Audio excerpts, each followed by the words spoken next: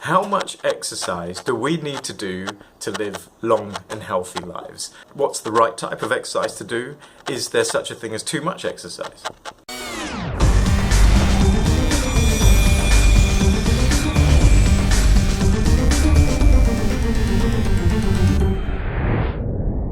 And up until recently, this has been a really hard question to answer.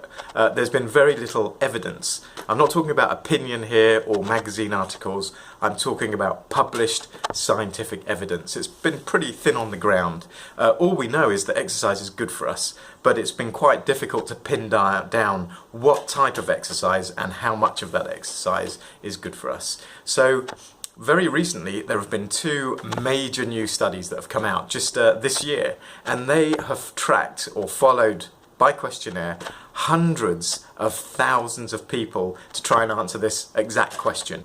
All we're really interested in is, can we use that information to incorporate into our own lifestyles if we want? We don't have to do it, but if we want to live this long and healthy life, then the information's there if we want to do it. So the current recommendations by most governments and the World Health Organization is currently to do about 2.5 hours of exercise a week, moderate exercise, or 75 minutes of more vigorous exercise. So moderate exercise are things like walking, gardening, and more vigorous exercise is running, cycling, anything that gets you mildly out of breath is a vigorous exercise. Well, the first study showed that if you did some exercise, but below what was recommended, that's below the 2.5 hours, you still reduced your chance of dying prematurely by 20%, just by doing some. And if you did your recommended amount, that's the 2.5 hours a week, you reduce your chance of dying early by 30%. That's an amazing amount. And more than that, they really pushed it. So they really pushed for those people who were doing more than the recommended amount. And that continued, that benefit continued up to what was called a sweet spot. And that sweet spot for longevity and health was 450 minutes a week. So that's about 7.5 hours a week. So if you do 7.5 hours a week of exercise, then you will reduce your chance of premature death by 40%. So that's a massive amount. Now, applied to the everyday world, can you do 7 hours a week? Probably not. I don't know. Maybe you can if you've got a long commute. But what it does is it's almost like a sliding scale. So it shows that the more you do, then the better it is for you. So as with all these scientific papers, it just gives you the information to do what you want. So I'm lucky. I can commute to work. It takes me about an hour to commute to work by cycle. So it's definitely an incentive for me to cycle more to work. Why not, if it's going to help you live a longer and healthier life?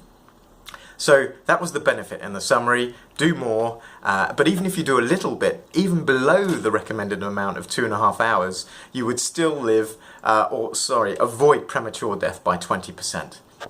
What's not to like about that? So the second study was also huge. I think there were 200,000 people followed in Australia, and they were slightly older. They were above 45 years old. I'm 45 years old now, so this was particular interest to me. So and what they noted was, again, that the more you exercised, then the reduced amount, you would reduce risk of death. But what they were more interested in, and this is really interesting, is what type of exercise. Was it vigorous exercise or moderate exercise? So moderate exercise is just walking, maybe even gardening, but vigorous exercise was anything that got you out of breath. So running, cycling, swimming, those kind of things. And what they noticed is that compared to moderate, so here they compared people who just did moderate exercise with vigorous exercise. And what they found is that if you did some vigorous exercise, you reduced your chance of dying prematurely by 9%, by a further 9%. One of the other things that was really interesting about this is that it also included people who were obese and who had diabetes and who had heart problems. So if they've got the all clear from their doctor, then the exercise also benefited them. It helped them to live longer. So in summary, what the researchers seem to suggest that yes, aim for your 2.5 hours a week. Try and incorporate some vigorous exercise into that, about 30%, and then if you can, carry it on to a maximum 450 minutes a week, about 7 hours. But some exercise is better than none. So that's what these studies seem to suggest in summary. And just a side comment about this information that comes out is all that this evidence does is give you the power. It gives you the information to act on it or not. I mean, some people might not be able to do 7 hours of exercise a week. I don't think that I'll be able to. But it just gives you the knowledge, and it gives you what the best medical opinion is. So it's up to you whether you act on it or not. As we said in this case, for example, even a small amount of exercise is better than none. So if you can't do a lot, do a little. But doing a lot is better than doing a little. So it's up to you. And it's just nice that this information has been verified through proper scientific and medical journals.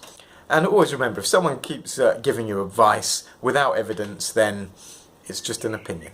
So I hope you've enjoyed this. I'll put a summary of all these findings at the end and the links to the papers, and thanks for watching.